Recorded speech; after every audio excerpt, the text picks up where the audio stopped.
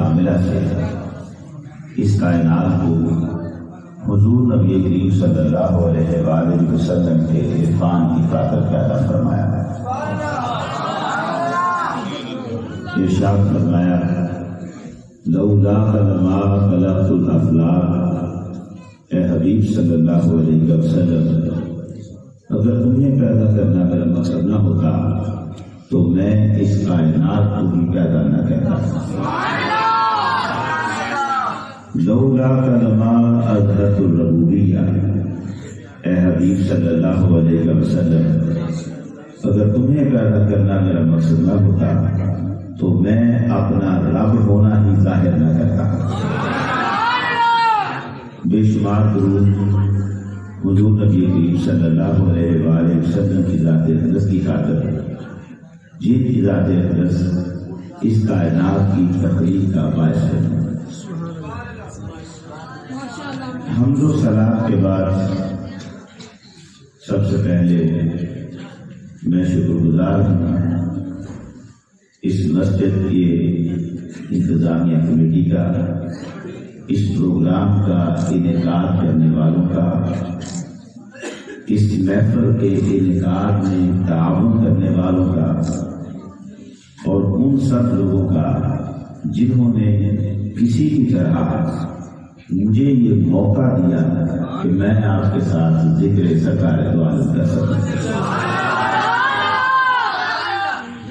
خصوصی طور پر اس شکریہ کے مستحق ہیں جناب حافظ و قاری علامہ مولانا حافظ محمد ذیشان صاحب۔ ایک مدت سے یہ اپنی اس شوق کا اظہار کرتے رہے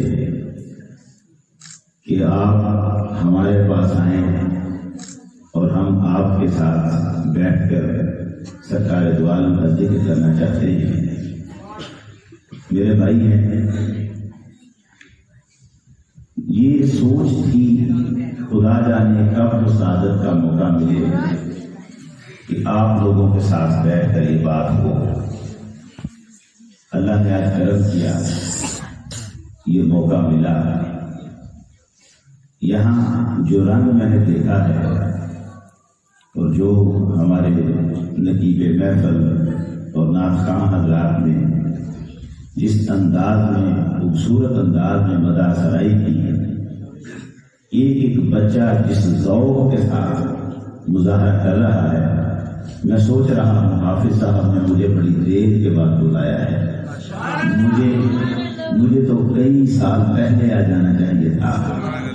اتنے ذوق والے لوگ جہاں ہوں ذکر سرکار سننے کے لیے، بڑی عجیب سی بات ہے۔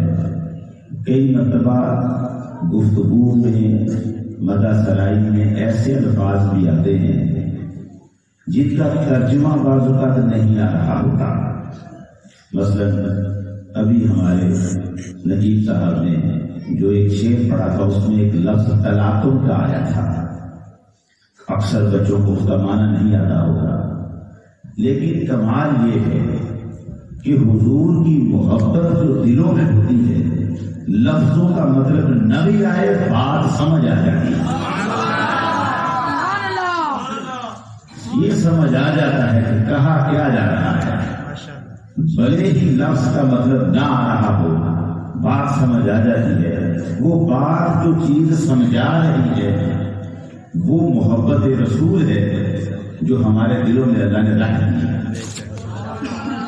ہر ایک کے نصیب میں یہ محبت کا سودا نہیں ہے۔ یہ اپنے بچوں کو حضور کے ذکر کی محفل میں اس طرح زور سے بیٹھا دیکھ کر دل میں ایک خوشی اور یقین سا پیدا ہوتا ہے۔ وہ جو شعر ہے نا، خدا اہل سنت کو آباد رکھے، محمد کا میلاد ہوتا رہے گا، صدائیں درودوں کی آتی رہیں گی، جنہیں سن کے دل شاد ہوتا رہے گا۔ میں سمجھتا ہوں یہ ہمارے بچے جس ذوق کا آج مظاہرہ کر رہے ہیں، کل کو یہ بڑے ہو کر ان میں سے ایک ایک بندہ غازی علم دین شہید بننے کی ہمت رکھتا ہے، ایک ایک بندہ ممتاز قادری بن کے ابھر سکتا ایک بندہ سرکار کے نام پر تن من باندھنے کی ضرورت رکھتا ہے. اس لیے کہ جو آج محمد محمد سن کر نعرے لگا رہا ہے، اس کی رگ رگ میں عشق محمد سرایت کر جائے گا. صلی اللہ علیہ وسلم. اللہ تعالیٰ کا ہم پر بڑا احسان ہے، ہمیں حضور صلی اللہ علیہ وسلم کی امت میں پیدا کرنا. یہ اللہ کا ایسا بڑا انعام ہے. ساری زندگیاں گزر جائیں، اس احسان کا شکر ادا نہیں کیا جا سکتا. بیٹھے بٹھائے بغیر کچھ کیے ہمیں مفت کا سودا مل گیا ہے. قرآن کہتا ہے لقد من اللہ علی المؤمنین اذ بعث فیہم رسولا. اللہ نے مومنوں پر احسان کیا ہے. تھوڑی سی آپ سب اس کی آواز آہستہ کر رہے ہیں، تھوڑی سی آہستہ کر دیں. میں خود بھی تو سننا چاہتا ہوں میں کیا کہہ رہا ہوں. یہ ابھی ذرا اونچی آواز جو ہے. لقد من اللہ علی المؤمنین اذ بعث فیہم رسولا. اللہ نے مومنوں پر احسان کیا ہے کہ ان میں عظمت والا رسول بھیج دیا ہے. جن پر احسان ہو شکر ان پر واجب ہوتا ہے. آیت یہ کہہ رہی ہے کہ اللہ نے مومنوں پر احسان کیا ہے. اس کا معنی یہ ہے رسول کی آمد کو جو احسان مانے گا مومن کا تو وہی ہوگا.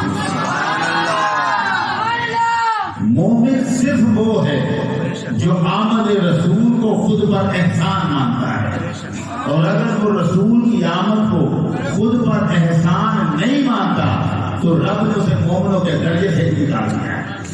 مومن وہ ہے.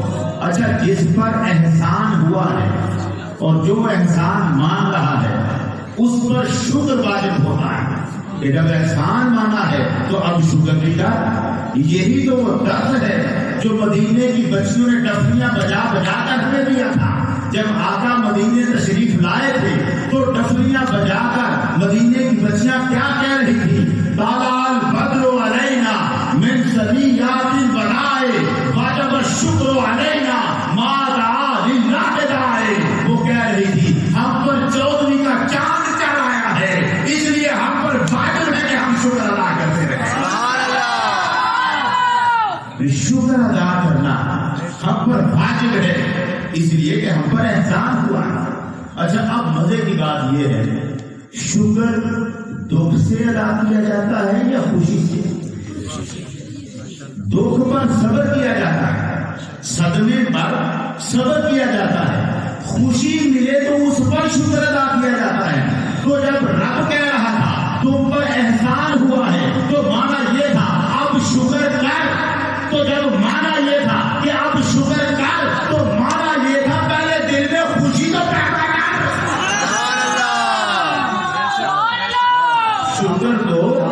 شکر تو خوشی کے نتیجے میں ہے. تجھے خوشی ہی نہ ہو تو شکر کیسے ادا کرے گا؟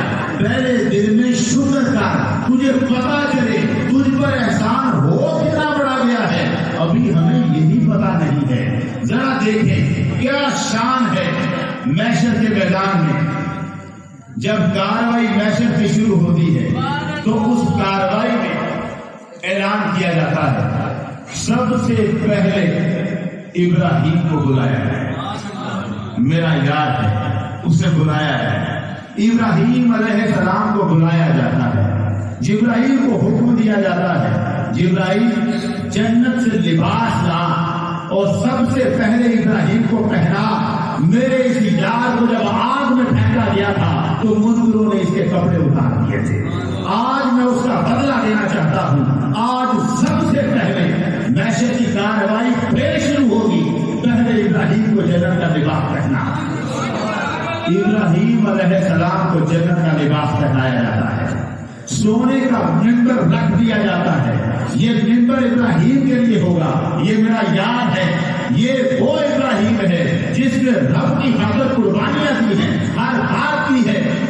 ابراہیم جنت کا لباس پہن کر سب سے پہلے محشر کے میدان میں کھڑے ہیں اور اب محشر کی کارروائی کا آغاز ہو رہا ہے.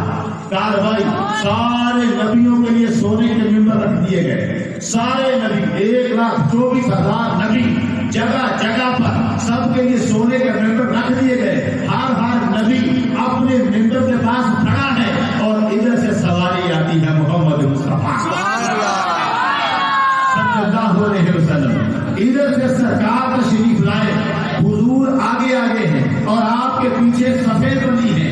مولا علی پیچھے ہیں, عثمان غنی پیچھے ہیں, عمر فاروق پیچھے ہیں, ابوبکر صدیق پیچھے ہیں, اولیاء کی صفیں لگی ہیں. داتا علی حجویری نظر آ رہے ہیں, معین الدین اجمیری نظر آ رہے ہیں, بہاؤالدین ملتانی نظر آ رہے ہیں, عبد القادر جیلانی نظر آ رہے ہیں. ایسے ایسے ولی, ایسے ایسے اعلیٰ شان کا ایک عجیب سا منظر تھا. محشر جو منظر دیکھ رہا تھا, پورا محشر حضور کو جب آتے دیکھتا ہے تو سونے کے ممبر کے پاس کھڑے ابراہیم ممبر چھوڑ کے آگے آ جاتے ہیں. ممبر چھوڑ کر آگے آتے ہیں اور آ کے حضور سے ملتے ہیں. مل کر ایک جملہ کہتے ہیں, یا محمد انت دعوتی وذریتی. محمد میں نے تجھے رب سے دعائیں مانگ کے لیا تھا. میں نے تجھے رب سے دعائیں مانگ کے لیا تھا اور تو میری اولاد میں پیدا ہوا تھا. محمد تجھے 2 واسطے دے رہا ہوں, 2 واسطے. ایک یہ کہ تو میری دعاؤں سے ہوا, دوسرا یہ کہ تو میری اولاد میں ہوا. تجھے دونوں واسطے دیتا ہوں. ایک عالمی فی امت محمد مجھے آج اپنا امتی بنا لے. عجیب منظر ہے, عجیب منظر ہے. ابراہیم علیہ السلام اس مقام پہ کھڑے ہیں کہ محشر کی کارروائی بعد میں ہوگی. پہلے ابراہیم کو جنت کا لباس پہنایا جا رہا ہے. وہ ابراہیم جس کو انسانیت کا امام بنایا گیا. پروردگار نے قرآن میں کہا انی جاعلک للناس اماما. اے ابراہیم تجھے ساری انسانیت کا امام بنانے والا ہوں. پروردگار نے قرآن میں کہا واتخذ اللہ ابراہیم خلیلا.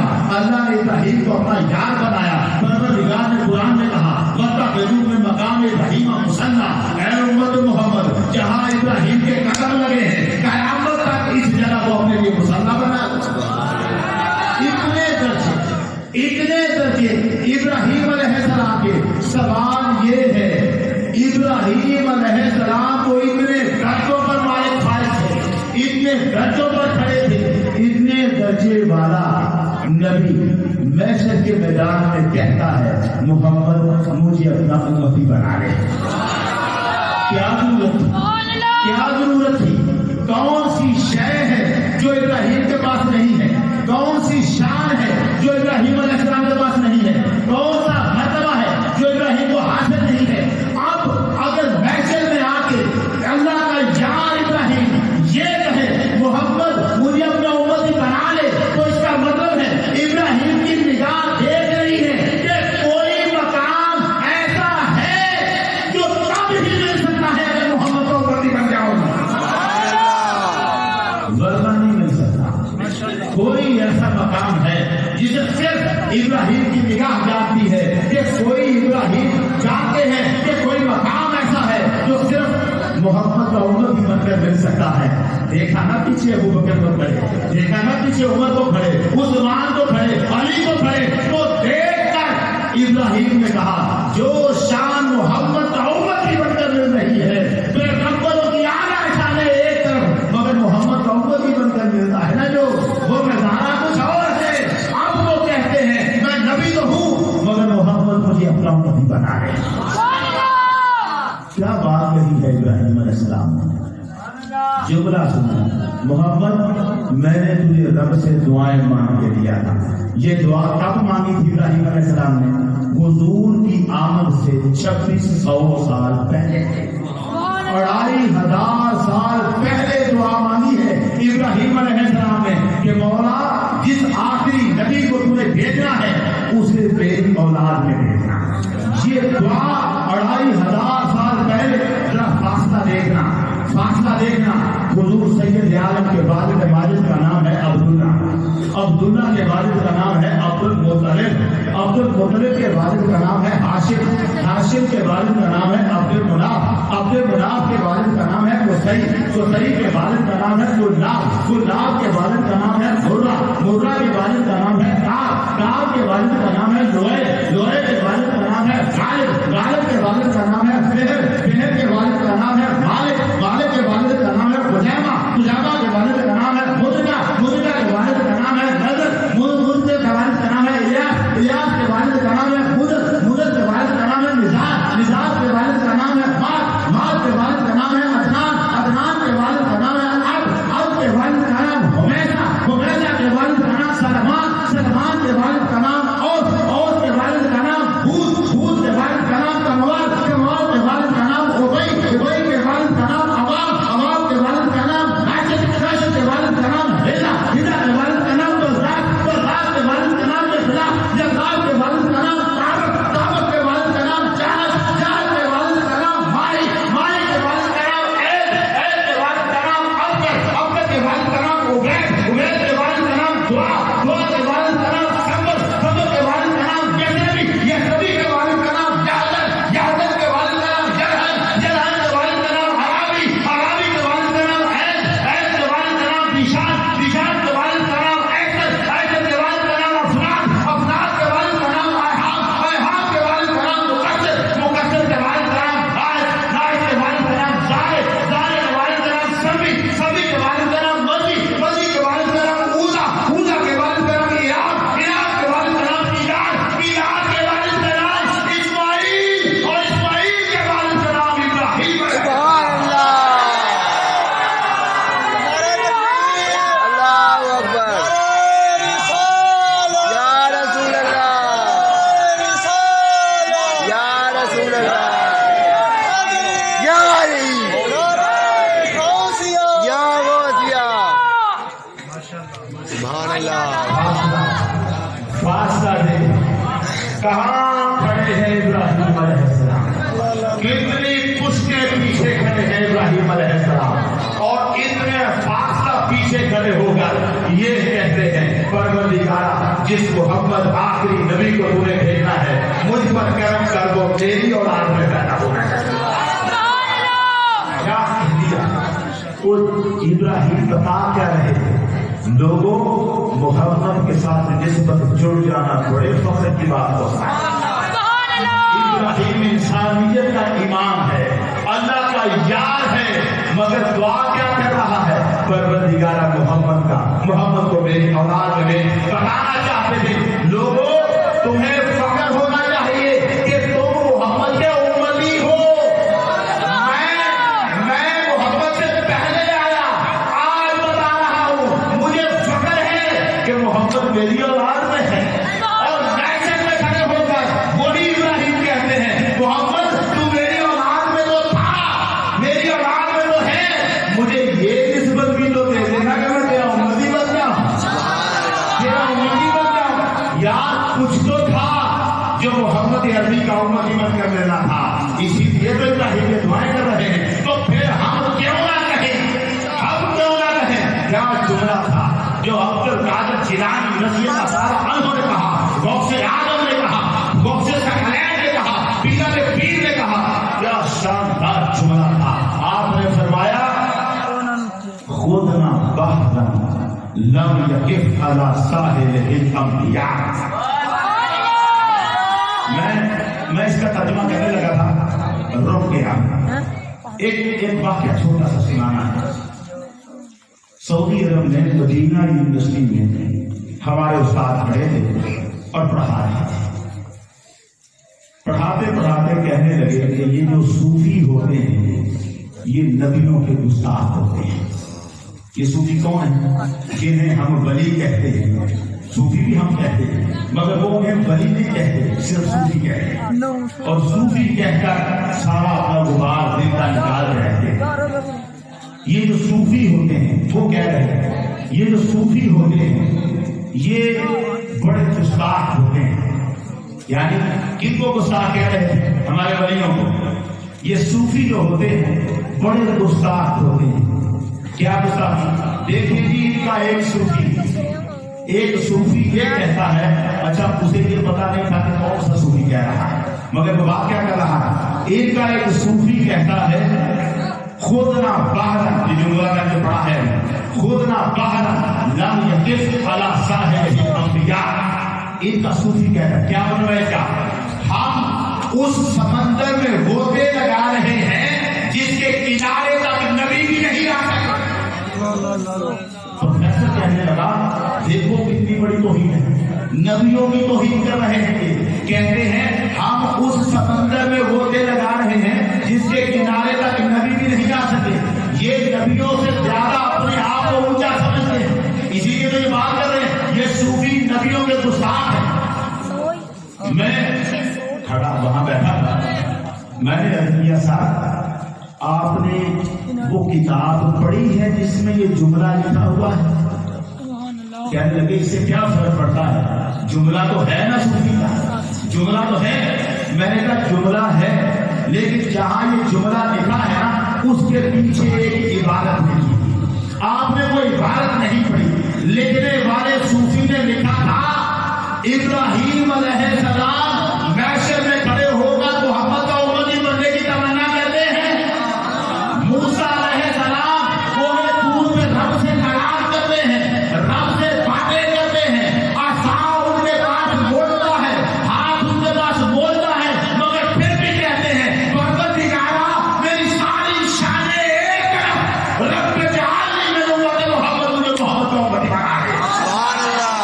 عیسیٰ علیہ السلام کے پاس کون سا موجہ نہیں ہے، مٹی سے پرندہ بناتے ہیں، اس میں پھونک مارتے ہیں، پرندہ اڑنا شروع کر دیتا ہے، کوڑ کا مریض سامنے آتا ہے، عیسیٰ ہاتھ لگاتے ہیں، مریض ٹھیک ہو جاتا ہے. نابینا جو آپ پیدائشی اندھا تھا وہ پیدا ہوتے ہی اندھا تھا، عیسیٰ کے پاس آتا ہے، عیسیٰ سر پہ ہاتھ رکھتے ہیں، پیدائشی نابینا کو آنکھیں مل جاتی ہیں. عیسیٰ علیہ السلام مردے کو زندہ کر دیتے ہیں، عیسیٰ سمندر کے پاس آتے ہیں، پاؤں پانی پر رکھ دیتے ہیں اور پانی کے اوپر چلنا شروع کر دیتے ہیں.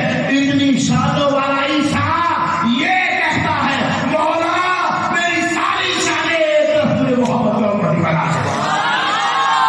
میں نے کہا سر ہمارا صوفی یہ لکھ رہا تھا کہ ابراہیم اور موسیٰ اور عیسیٰ یہ سارے نبی جس محمد کا امتی بننا چاہتے تھے مولا نے ہمیں اس کا امتی بنا دیا ہے. وہ سمندر کوئی اور نہیں ہے، محمد کی ذات وہ سمندر ہے جس میں ہم غوطے لگا رہے ہیں اور انبیاء اس کے کنارے تک بھی نہیں آ سکے. کتنا بڑا شرف ہے، کتنا بڑا شرف ہے جس کو نبی ترستے رہے، ہمیں بیٹھے بٹھائے کچھ کرنا بھی نہ پڑا اور ہم اس محمد عربی صلی اللہ علیہ وسلم کی امت پہ آ گئے. یہ چھوٹا کام ہے. اور نبی بھی وہ جو چاہتا یہ ہے کہ رب کی ہر نعمت بس میری امت کو مل جائے. ایسا نبی جو پکڑ کے نعمتیں دے رہا ہے، پکڑ کے نعمتیں دے رہا ہے. ذرا منظر دیکھنا، مصر سے ایک قافلہ دکھ رہا ہے. قافلہ کون ہے؟ حضرت موسیٰ علیہ السلام مصر سے چلے، بنی اسرائیل کو ساتھ لیتا ہے.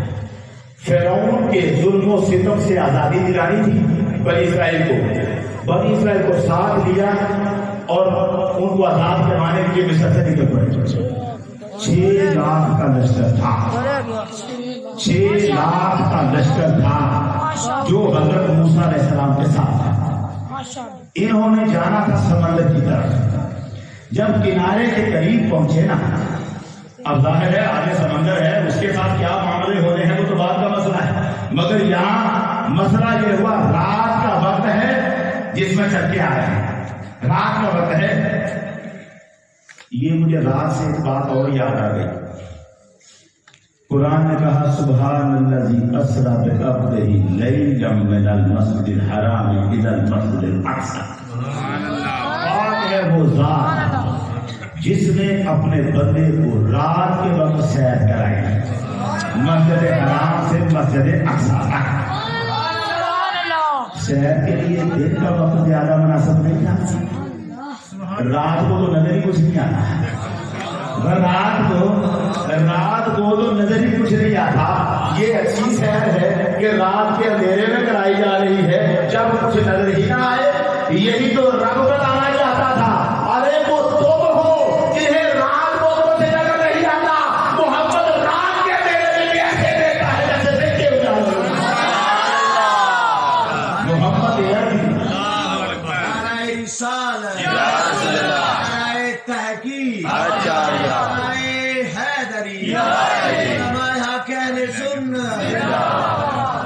رات کا وقت موسیٰ علیہ السلام لے کے نکلے ہیں اور ڈر ہے کہ جلدی جلدی صبح ہونے سے پہلے یہاں سے نکل جائے، کیونکہ جب فرعونی جاگ گئے تو پکڑے جائیں گے۔ اب لے کے جا رہے ہیں، کنارے کے پاس پہنچے، سواریاں رک گئی، جو سواریاں پاس تھی رک گئی، گھوڑے بیل جو پاس تھے انہوں نے منہ پیچھے کو کر لیے، واپس سواریاں رک گئی، منہ پیچھے کو کر لیے۔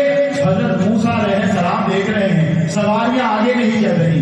لوگوں نے حضرت موسیٰ علیہ السلام سے کہا، یا موسیٰ اگر مروانا ہی تھا تو وہی رہنے دیتا جہاں ہم تھے، یہ یہاں لا کے ہمیں مروا رہا ہے، جانتے نہیں تھے کہ ہم اللہ کے نبی کے ساتھ چل رہے ہیں، اللہ کا نبی تو مانتے تھے۔ توجہ رہے، موسیٰ علیہ السلام کو بنی اسرائیلی اللہ کا نبی مانتے تھے، مگر نبی کی شان کیا ہوتی ہے یہ نہیں مانتے تھے۔ ہم یہی کہتے ہیں، محمد عربی کو نبی ماننے والوں محمد کی شانوں کو بھی مانو، جو شانیں رب نے محمد عربی کو دی ہیں ان کو بھی مانو۔ اب موسیٰ علیہ السلام کے پیچھے ہیں اور کہتے کیا ہے، اگر مروانا ہی تھا تو یہاں لانے کی ضرورت کیا تھی، پیچھے ہی رہنے دیتے۔ موسیٰ علیہ السلام رب کی بارگاہ میں فریاد کرتے ہیں، یا رب مالک، یہ کیا ہوا؟ سواریاں رک گئی، گھوڑے اور بیل منہ پیچھے کو پھیر گئے، کیا ہو رہا ہے؟ یہ منظر کیا ہے؟ پروردگار نے فرمایا، یا موسیٰ انک عند قبر یوسف، موسیٰ جہاں تو کھڑا ہے نا آگے یوسف کی قبر آ رہی ہے، جس راستے پر تو کھڑا ہے آگے ادھر رکھنا، میرے پاؤں کے آگے نہ رکھنا، جہاں تو کھڑا ہے آگے یوسف کی قبر آ رہی، اور یوسف علیہ السلام کا جو معبود ہے تمہارے لیے لازم ہے کہ اسے اٹھاؤ، اسے لو۔ یوسف علیہ السلام نے وصیت کی تھی کہ پروردگارا میں یہاں نہیں رہنا چاہتا، مجھے اس جگہ دفن کیا جائے جہاں میرے باپ ابراہیم کی قبر ہے۔ اب لوگوں نے مصر میں دفن کیا، انہوں نے اپنے لوگوں کو کہا، یار ایک دن آئے گا جب تم مصر چھوڑ کے جاؤ گے تو جب جانا مجھے بھی ساتھ لے جانا۔ آج قبر یوسف راستے میں آ گئی، رب نے کہا موسیٰ جہاں تم کھڑے ہو انک عند قبر یوسف فاحتمل اذا له معاک، موسیٰ تم یوسف کی قبر کے پاس کھڑے ہو، اس کے تابوت کو اپنے ساتھ لو، اسے ساتھ لے کے جانا ہوگا۔ اب زمین برابر تھی، کہاں پر یوسف کی قبر ہے نشان کوئی نہیں تھا، کیسے پتا چلے یوسف کی قبر کہاں ہے؟ حضرت موسیٰ علیہ السلام جبرائیل نے نہیں بتایا، نشان رکھ کر انگلی رکھ کر نہیں بتایا، بس بات سنائی اور چلے گئے۔ اعلان کروایا موسیٰ علیہ السلام، کسی کو پتا ہے یوسف کی قبر ہے کہاں؟ لوگوں نے کہا ہمیں تو نہیں پتا، اب تو پانی کی وجہ سے جڑیں بدل گئی ہے، نہیں پتا ہمیں۔ 6 لاکھ کا لشکر بندے دوڑا دیے، پتا کرو کسی کو پتا ہو یوسف کی قبر کا۔ پورے لشکر کے اخیر میں ایک بڑھیا 85 سال کے قریب عمر ضعیفہ خاتون بوڑھی اور وہ کھڑی تھی۔ جب اس کے پاس ہتھیارے پہنچے نا، پوچھا اماں تجھے پتا ہے یوسف کی قبر کہاں ہے؟ تو کہنے لگی ہاں مجھے پتا ہے یوسف کی قبر کہاں ہے۔ وہ کہا جلدی کر، سواریاں پیچھے کو منہ کر کے کھڑی ہیں، لشکر کسی وقت بھی فرعون کا آ سکتا ہے، جلدی سے بتا یوسف کی قبر کہاں ہے؟ تو اس نے کہا جاؤ تمہیں بتاؤں گی، پورے لشکر میں کسی کو نہیں پتا، مجھے پتا ہے، ایسے بتا دوں گی، مجھے تو موسیٰ کے پاس لے کے چلو، وہاں بات کروں گی۔ سرداروں نے بڑھیا کو ساتھ لیا، حضرت موسیٰ علیہ السلام کے پاس آئے، کہا یا نبی اللہ اس اماں کو پتا ہے مگر بتاتی نہیں. حضرت موسیٰ علیہ السلام نے کہا اماں تجھے پتا ہے یوسف علیہ السلام کی قبر کہاں ہے؟ بڑھیا نے کہا ہاں مجھے پتا ہے. فرمانے لگے جلدی جلدی سے بتا ہے کہاں یوسف کی قبر؟ وہ کہنے لگی یا نبی اللہ کیا کر رہے ہیں؟ اتنا بڑا لشکر آپ کا 6 لاکھ کا لشکر اس میں مجھ بیچاری اکیلی کو پتا ہے کسی اور کو پتا نہیں ایسے ہی بتا دوں گی میری کچھ شرطیں آپ نے فرمایا اچھا بتا تیری شرط کیا ہے؟ بڑھیا کہنے لگی پہلی شرط یہ ہے جنت میں جس درجے پر آپ رہیں گے قدموں میں میں بھی بڑی رہوں گا. صرف جنت نہیں چاہیے جنت میں جس درجے میں آپ رہیں گے آپ کے قدموں میں میں بھی رہوں گا. حضرت موسیٰ نے بات پہ غور کیا فرمانے لگے سلیل جنت بس جنت مانگ لے جنت مانگ لے یہ اگلی شرط نہ رکھ میرے ساتھ ہونے والی شرط نہ رکھ جنت مانگ لے. عظیم معاملہ ہے یہ نہیں کہا موسیٰ نے بی یہ میں کیسے دے سکتا ہوں یہ سودا بھی میرا ہے میں تو صرف رستہ دکھانے آیا ہوں جنت تو رب نے دینی ہے ایسا نہیں کہا جنت مانگ لے سلیل جنت مانگ لے اگلی شرط نہ رکھ. تو موسیٰ علیہ السلام کا یہ کہنا بتا رہا تھا کہ موسیٰ جنت دے سکتے تھے. عجیب بات ہے موسیٰ جنت دے سکے محمد عربی جنت نہ دے سکے. کیسی بات کر رہا ہے اس نے کہا میں جنت نہیں مانگوں گی الا ان اكون معك في درجتنا. شرط یہ ہے کہ درجہ بھی وہی ہو جس میں آپ ہوں گے میں نے آپ ہی کے ساتھ آپ کے قدموں میں وہاں رہنا ہے. حضرت موسیٰ نے پھر کہا اما سلیل جنت کی بات کر لے. اس نے کہا نا الا ان اكون معك اڑ گئی اس پہ میں نے آپ ہی کے ساتھ رہنا ہے. یہ اڑ گئی موسیٰ سارے سب سوچے تھے وہ تو انبیاء کا درجہ ہے یہ بڑھیا جو بات کر رہی ہے جنت مانگے نا نبیوں کے درجے پہ آ رہی ہے یہ کیا کر رہی ہے. اب اس نے کہا یہی چاہیے. حضرت موسیٰ فجعل یرددها آپ اس کی بات کو ٹال رہے تھے بڑھیا صرف جنت مانگ. اتنے میں جبرائیل آ گئے عرش نے مولا نے جبرائیل کو بھیجا آ کے کہنے لگے یا موسیٰ اللہ کہتا ہے فاتحہ جو یہ مانگتی ہے دے دے. سبحان اللہ. آپ کا کیا جاتا ہے آپ کا کیا جاتا ہے جو مانگتی ہے دے دے. حضرت موسیٰ نے کہا اماں تیری شرط مانی آپ بتا یوسف کی قبر کہاں ہے؟ کہنے لگی ابھی تو میری پہلی شرط ہوئی ابھی شرط باقی ہے ابھی شرط باقی ہے. آپ نے پوچھا اچھا بتا اب تیری اور شرط کیا ہے؟ کہنے لگی میں ہوں بڑھیا بڑھاپے میں مرنا نہیں چاہتی میں بڑھاپے میں مرنا نہیں چاہتی. پتہ نہیں زندگی کتنی باقی ہے مگر چاہتی یہ ہوں گے جتنی زندگی بھی باقی ہے جوانی میں گزارنا. میری جوانی مجھے واپس لوٹائی جائے جوانی واپس لوٹائی جائے. اب یہ کون سا مشکل کام تھا جو جنتیں بانٹ رہے تھے ان کے لیے یہ کتنا کے بڑا سودا تھا. بس یہ کہا بڑھیا کے سر پر کپڑا ڈالا کپڑا اٹھایا بڑھیا 35 سال میں جوان کا دودھ. روایتیں کہتی ہیں اس کے بعد وقت گزرتا تھا نا بڑھیا جب بھی 85 سال کے قریب جاتی تھی پلٹ کر پھر جوان ہو جایا کرتی اور وہ جوانی ہی میں مری ہے بڑھیا. اچھا اس نے یوسف علیہ السلام کی قبر بتا دی. آگے بھی کچھ ہے مگر مجھے وہاں پہ جاؤں گا تو جمع ہو جائے گا مجھے پلٹنا ہے. یہ جو واقعہ سنایا ہے حضرت موسیٰ علیہ السلام اور بڑھیا والا یہ سنایا سرکار دو عالم نے حضور صلی اللہ علیہ وسلم. کب سنایا آپ بیٹھے تھے صحابہ پاس بیٹھے تھے ایک بدو آیا اور اس نے آگے کہا یا رسول اللہ مجھے کچھ آپ سے چاہیے. آپ خاموش رہے. حضرت علی فرماتے ہیں جب حضور کچھ کسی کو دینا چاہتے تھے تو آپ فرماتے تھے ہاں میں دیتا ہوں اور جب کسی کو نہیں دینا چاہتے تھے تو چپ ہو جاتے تھے. یہ کبھی نہیں کہتے تھے میں نہیں دوں گا نہیں کا لفظ زبان پہ نہیں آتا تھا چپ کر جاتے تھے. اب اس نے کہا مجھے کچھ چاہیے آپ خاموش ہو گئے. اس نے پھر کہا جناب مجھے کچھ چاہیے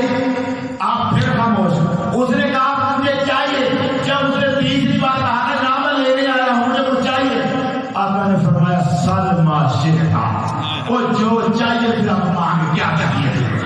حضرت علی فرماتے ہیں جب آقا نے یہ فرمایا نا جو چاہیے مانگ، ہمیں رشک آ گیا، اب یہ جنت مانگے گا۔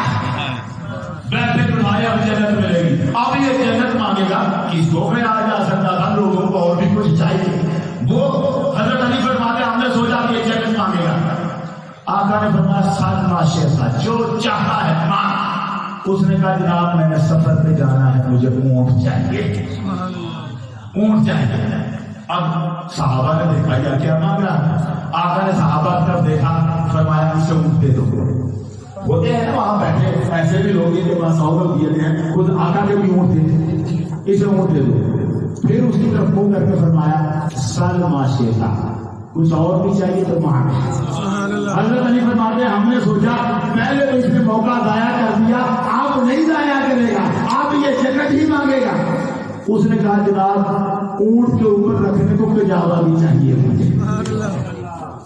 آقا نے فرمایا اسے کجاوا بھی دو، اسے کجاوا دیا۔ پھر اس کی طرف منہ کیا، فرمایا سلما شیخا، اور کچھ اور بھی چاہیے تو مانگ۔ صحابہ حضرت علی پھر کہتے ہیں ہمیں پھر رشک آیا، اب تو نہیں چھوڑے گا، اب یہ جنت ہی مانگے گا۔ جب آقا نے فرمایا ماں کیا مانگتا ہے، اس نے کہا کوئی راستے کا خرچہ پانی بھی دے دے،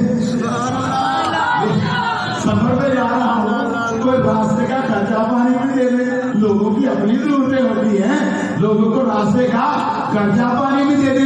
ادھر جو اس نے کہا نا راستے کا خرچہ پانی بھی دے دے، تو آقا نے فرمایا اجزتم ان تکون مثل عجوز بنی اسرائیل، وہ تو بنی اسرائیل کی بڑھیا جیسا بھی نہ بن سکا، وہ بنی اسرائیل کی بڑھیا جیسا بھی نہ بن سکا۔ صحابہ نے کہا یا رسول اللہ بنی اسرائیل کی بڑھیا کا کیا معاملہ ہے؟ جب صحابہ نے یہ پوچھا تو آقا نے یہ واقعہ سنایا جو میں نے آپ کی خدمت میں پیش کیا ہے۔ اس کو سنانے کا مطلب کیا تھا؟ آقا بتا رہے تھے ارے نادانو، بنی اسرائیل کی بڑھیا موسیٰ سے جنت مان گئی اور یہ میرا امتی ہو کر اونٹوں کا کجاوا اڑا۔ اسے پتا نہیں کھڑا کہاں ہے، اسے پتا نہیں کھڑا کہاں ہے۔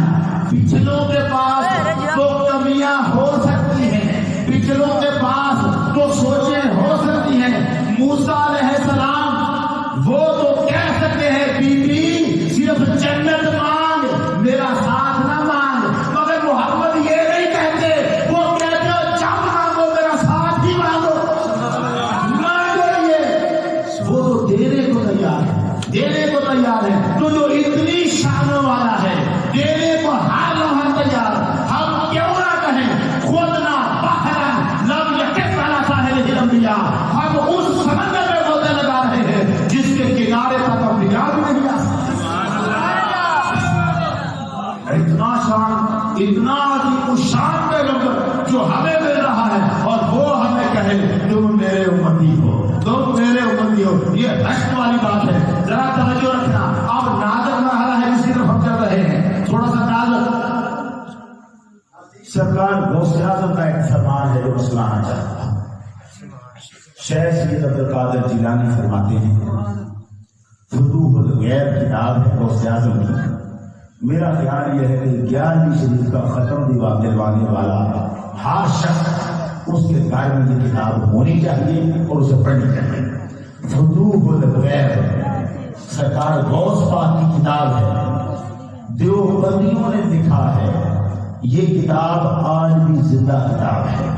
اور زندہ کتاب کا مطلب کیا ہے؟ آپ کتاب پڑھیں، آپ بھول جائیں گے کہ میں اپنے گھر میں بیٹھا پڑھ رہا ہوں کہ بغداد میں حضور کی مجلس میں بیٹھ کر پڑھ رہا ہوں۔ ایسی اعلیٰ کتاب فتوح الغیب، بیٹھ کر غوث اعظم کی مجلس سے لینے والی کتاب، اس میں لکھا غوث اعظم نے۔ اب جملہ سننا کیا لکھا؟ آپ نے فرمایا قال اللہ تعالیٰ فی بعض کتبہ، اللہ نے اپنی بعض کتابوں میں فرمایا ہے۔ اس کا مطلب یہ ہوا اب جو آگے بات آئے گی وہ غوث اعظم کی نہیں، وہ اللہ کی، وہ اللہ کی بات۔ کیا لکھ رہے ہیں؟ اللہ نے اپنی بعض کتابوں میں فرمایا، فرمایا کیا ہے؟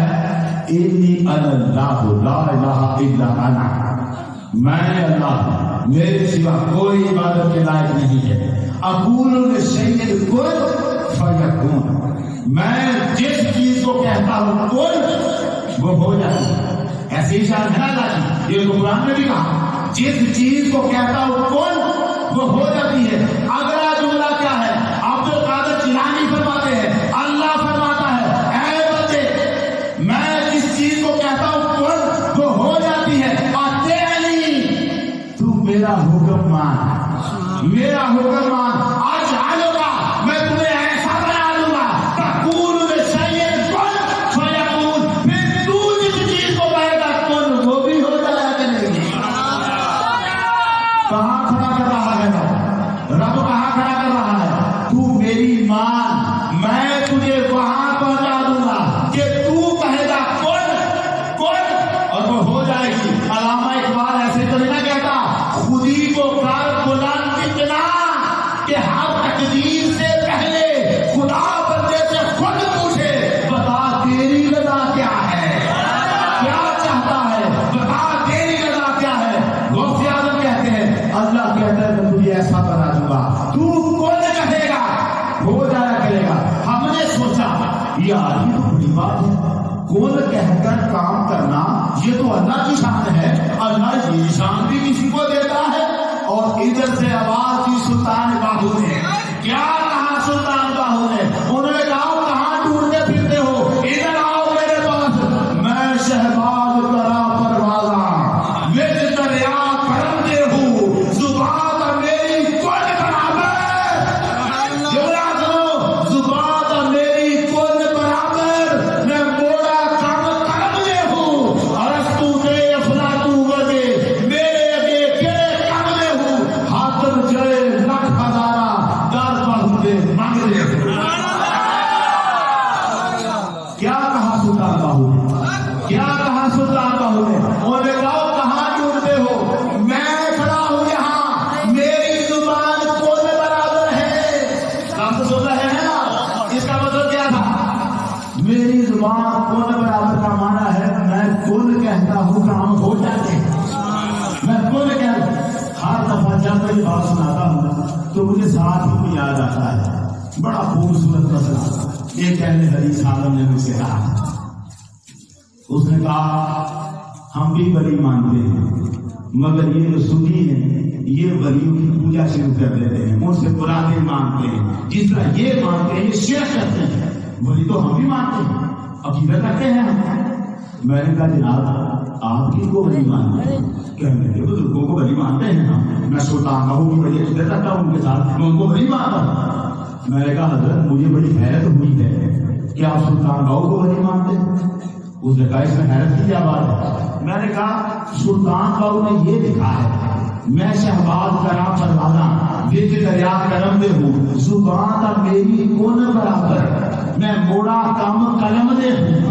اگر آپ سلطان باہو کو ولی مانتے ہیں تو ولی ہمیشہ سچ بولتا ہے، ولی سچا ہوتا ہے. اس کا معنی یہ ہے کہ واقعہ سلطان باہو کی زبان کون برابر ہے، واقعہ سلطان باہو قلم کا لکھا موڑ سکتا ہے.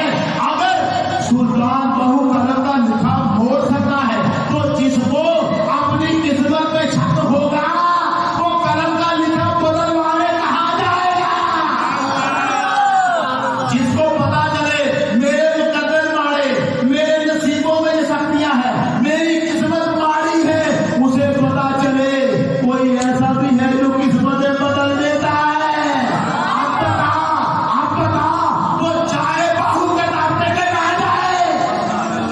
اگر باہو کو ولی مانتے ہو تو پھر ہمارا قصور کیا ہے؟ دیکھ تو صحیح ہے تو باہو نے خود بتایا، بتانے کی ضرورت کیا تھی؟ یہ ضرورت کیا تھی؟ اسی لیے بتایا کبھی پریشانی ہو تو آ جانا، باہو کا در کھلا ہے.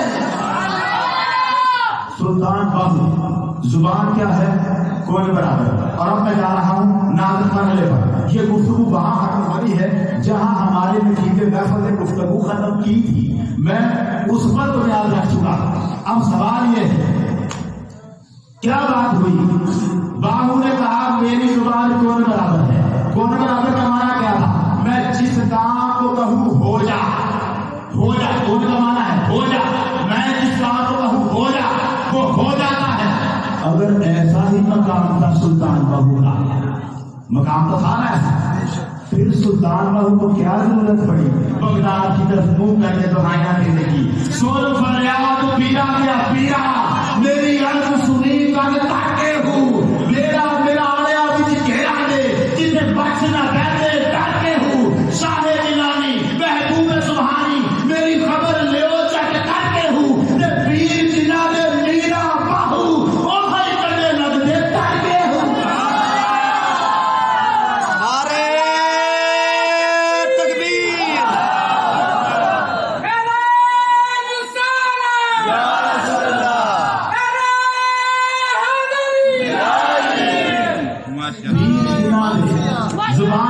जुबान क्या है, अपनी जुबान कोड बराबर, और खुद फंस गए। पुकार बगदाद की तरफ रहे हैं मुंह कहते, क्या कहते हैं? सुन फरियाद पीरा क्या पीरा, फरियाद फरियाद, और जिसकी जुबान कोड बराबर है वो फरियादें कर रहा है। सुन फरियाद पीरा क्या पीरा, कि मैं आप सुनावा कहनो हूँ, तेरे क्या मन हो ना कोई, मेरे कया लख कहनो हूँ। खोल ना कागज बढ़िया वाले, डाको डाकना कहनो हूँ। जे मैं में से एक गुनाह ना होंगे, तू बख्श दो कहनो। खुद जुबान कोड बराबर, खुद जुबान कोड बराबर, और बगदाद को मुंह करके कहा, बगदाद शहर दी की निशानी, ऊंचियां नदियां चीरा हूँ, ते कानमन मेरा पुरते पुरते, जीव दर्दी दिया नीरा हूँ। एना नीरा नी कर तस्मी पाके, ते रखा संग फकीरा हूँ। बगदाद शहर के टुकड़े बगदा, कासा मीरा मीरा हूँ। नारे तकबीर,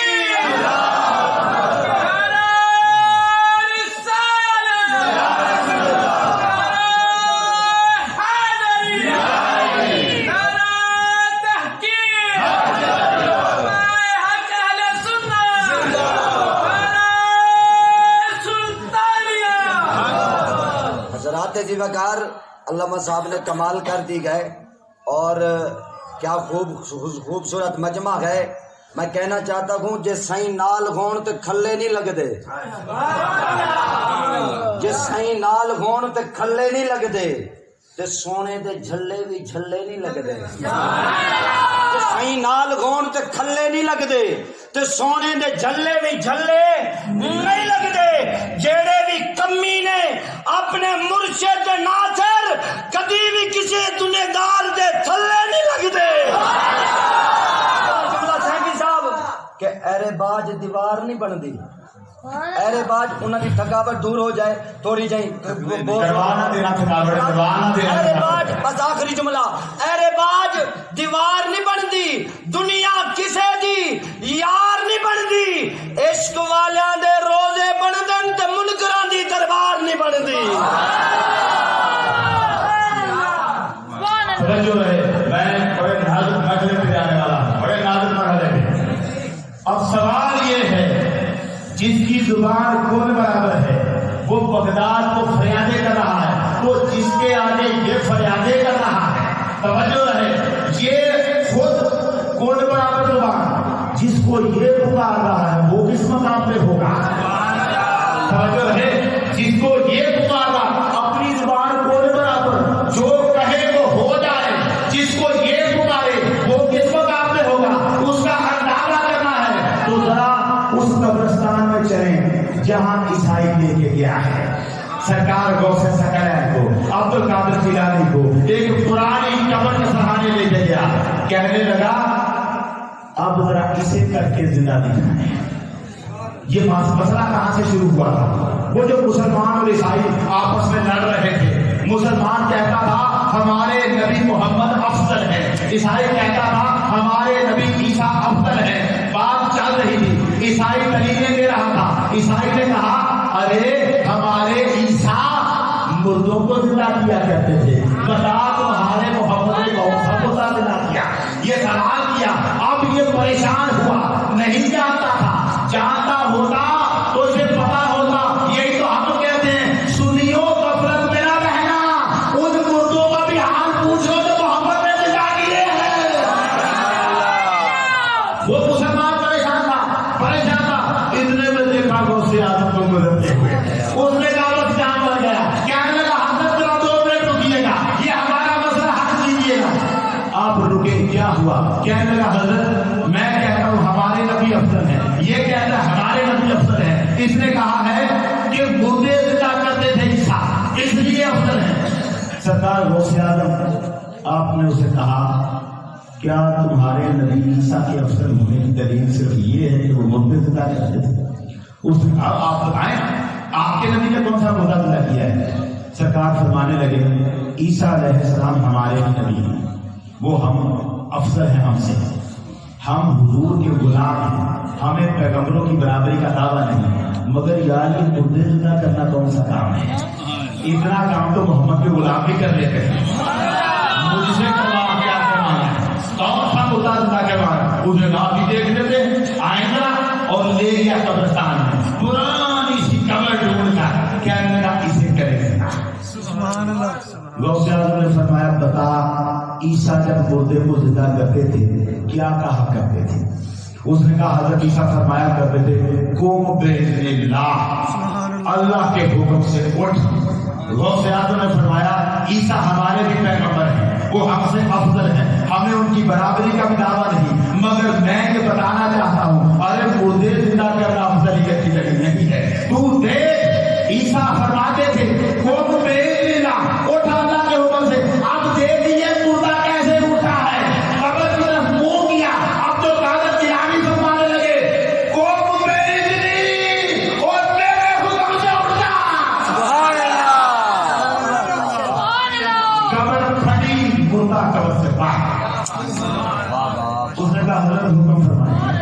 عیسائی کو کہا کافی ہے یا اور بھی کچھ چاہیے؟ کہنے لگا حضرت کافی ہے۔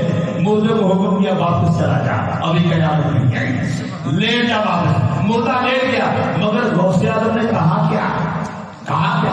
قوم بإذنی، میرے حکم سے اٹھ، میرے حکم سے اٹھ۔ مانا کیا تھا؟ بھائی عیسیٰ تو فرماتے تھے اللہ کے حکم سے اٹھ، غوث اعظم کہتے ہیں میرے حکم سے اٹھ۔ اس کا مطلب یہ تھا غوث اعظم بتانا چاہتے تھے لوگوں زبان میری ہل رہی ہے اور بول وہی ہو رہا ہے۔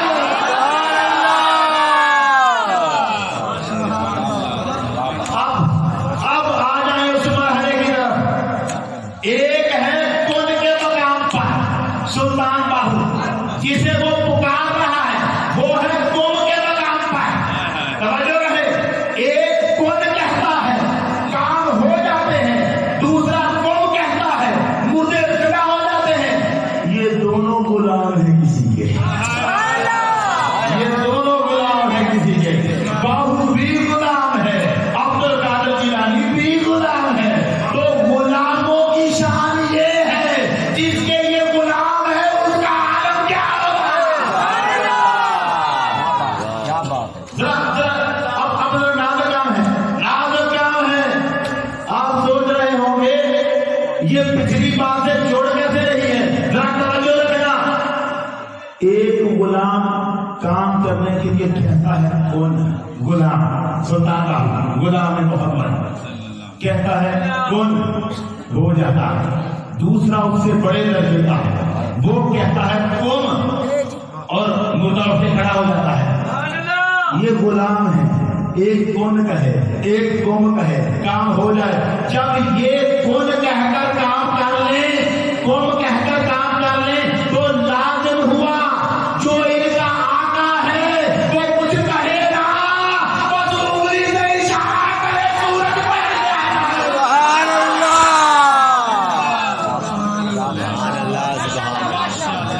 سبحان اللہ، کون تو غلام کہہ رہے ہیں، اب لازم ہے آقا کچھ کہے گا، بس اشارہ کرے، وہ اشارہ کرے سورج پلٹ کے آ جائے، وہ اشارہ کرے چاند کا کلیجہ چل جائے، وہ اشارہ کرے بادل چھٹ جائے، وہ اشارہ کرے درخت چل کے آ جائے، وہ اشارہ کرے کائنات کا نظام بدل جائے۔ اس کے اشارے پہ ٹھہری ہے۔ ابو جہل کا بیٹا آیا، ابو جہل کا بیٹا آیا، حضور پانی کے کنارے کھڑے ہیں، کہنے لگا یا محمد ان كنت صادقا فَادْعُوا ذَلِكَ الْحَجَرَ الَّذِي إِلَى الْجَانِبِ الْآخَرِ، پانی کے جہاں ہم کھڑے ہیں وہ دوسرے کنارے پہ ایک پتھر پڑا ہے، اسے بلائیں گے آپ کے پاس چل کے آئے بلا فاد یکبہ بلا جب تیرتا ہوا آئے ڈوبے نہ۔ باپ مٹھی میں پتھریاں کینکریاں لے کے آیا تھا ابو جہل جنہوں نے کلمہ پڑھا تھا، بیٹا بھی پتھری کی بات کر رہا ہے، یار کوئی بات اور کر، تجھے نہیں پتا تمہارے گھر میں ان پتھروں نے کلمے پڑے ہیں، تو نہیں دیکھا؟ وہ باپ چار کینکریاں لے آیا تھا کہ یہ کینکریاں تیری گواہی دیں، تو بیٹا ہے اس کا، پتھر پہ ہی رہا، جانتا نہیں ہے یہ پتھر تو محمد کو اس وقت بھی سلامے کرتے تھے جب دنیا کو پتہ ہی نہیں تھا محمد نبی ہے، یہ پتھر تو اس وقت بھی سلامے کرتے تھے جب جبرائیل نبی غار حرا کو نہیں دیکھا تھا، غار حرا میں جبرائیل نبی نہیں آئے تھے، پتھر پہلے ہی مصطفیٰ کو سلامے کرتے تھے۔ صحیح مسلم شریف کی حدیث توجہ ہے، صحیح مسلم شریف کی حدیث آقا نے فرمایا انی لأعرف حجرا یسلم علی قبل ان ابعث، لوگوں میں آج بھی اس پتھر کو پہچانتا ہوں، میں نے ابھی نبوت کا اعلان نہیں کیا تھا، وہ مجھے پہلے اسلام میں کیا کرتا۔ پتھر سلام کرتا ہے، کیسے کرتا ہوگا؟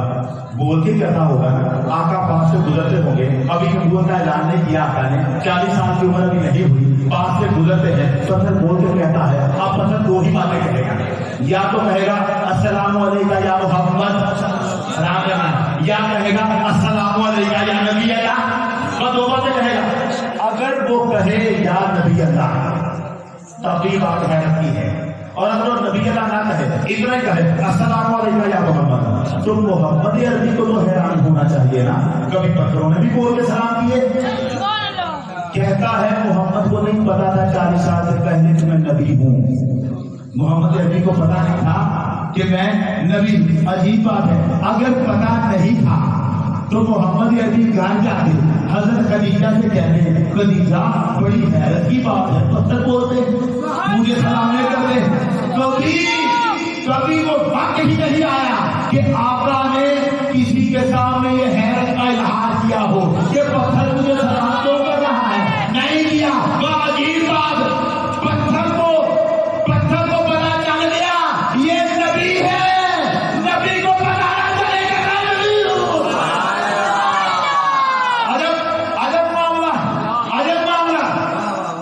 ماننے پہ آئے تو کیا کیا مانتا چلا جاتا ہے، نہ ماننے پہ آئے تو کیا کیا نہیں مانتا، نہ ماننے پہ آئے تو محمد کو نور نہیں مانتا، اور ماننے پہ آئے تو کہتا ہے لسی نالی میں نہ پھر دو رب کا نور ہوتا ہے، ماننے پہ آئے تو لسی بھی رب کا نور، دودھ بھی رب کا نور، اور نہ ماننے پہ آئے تو محمد کو بھی نور نہ مانے۔ یہ تیرے ماننے کا مسئلہ ہے، شان کا مسئلہ نہیں ہے۔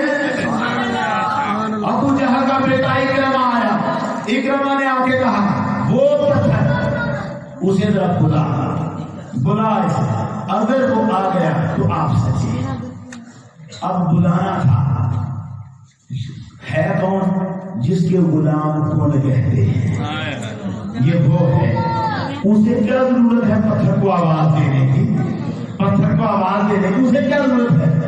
روایت کہتی ہے فَأَشَارَ إِلَيْهِ، حضور نے پتھر کو انگلی سے اشارہ کیا، انگلی فَأَشَارَ إِلَيْهِ علیہ الصلاۃ والسلام، آقا نے پتھر کو انگلی سے اشارہ کیا، فَانْقَلَعَ الْحَجَرُ مِنْ مَكَانِهِ، وہ پتھر زمین میں گڑا ہوا تھا، اسے چپ مار کے نکالا اپنے آپ کو، اور دریا کے پانی پر تیرتا ہوا وہ تیرتا ہوا آنے لگا، یہاں تک حتی سارا بجا یعنی رسول صلی اللہ علیہ وسلم آیا اور حضور کے قدموں سے آگے لپٹ گیا۔ سبحان اللہ، وہ پتھر آگے حضور کے قدموں سے لپٹ گیا، لپٹ تو گیا،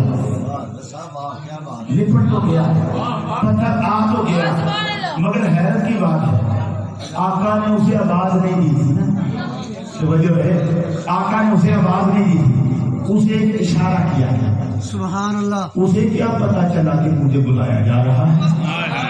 پتھروں کو اشاروں کا کیسے پتا چلتا ہے؟ پتھروں کو کیسے پتا چلتا ہے؟